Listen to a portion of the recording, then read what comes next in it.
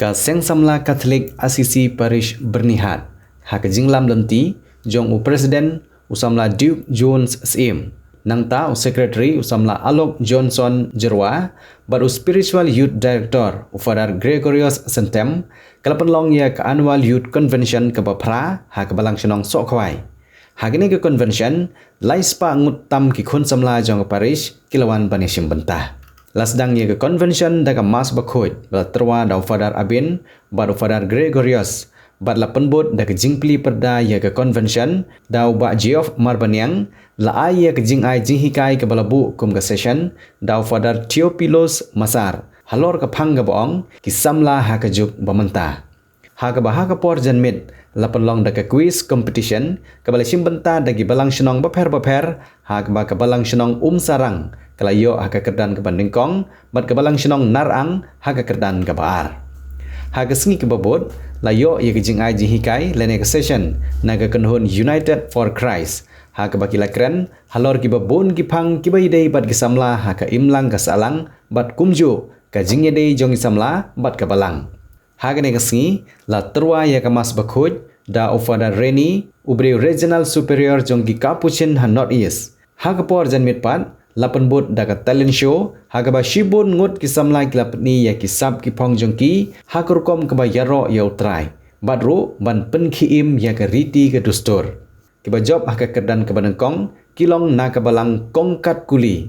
Bat kiba job hak kerdan ke baar, kidei na ke balang senong umling.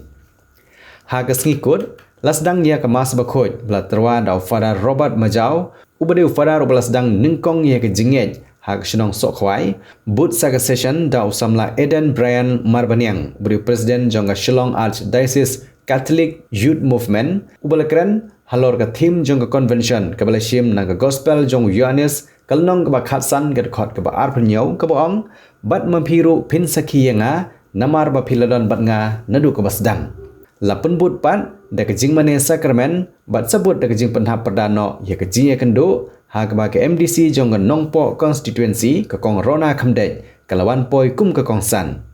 Lapun kot ya ke annual convention ke Bapra da ke jing penhiar ya ke lama badla IT no sya ke balang senong sooma ke ban pediang ya ke annual youth convention ke Bakandai.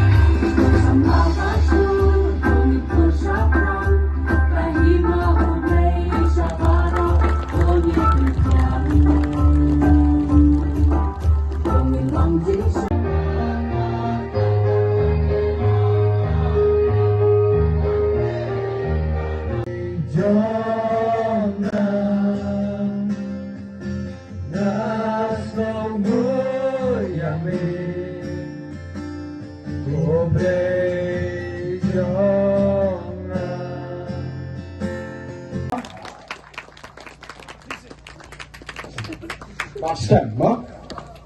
Tapi, kalau kini bawan baal, no?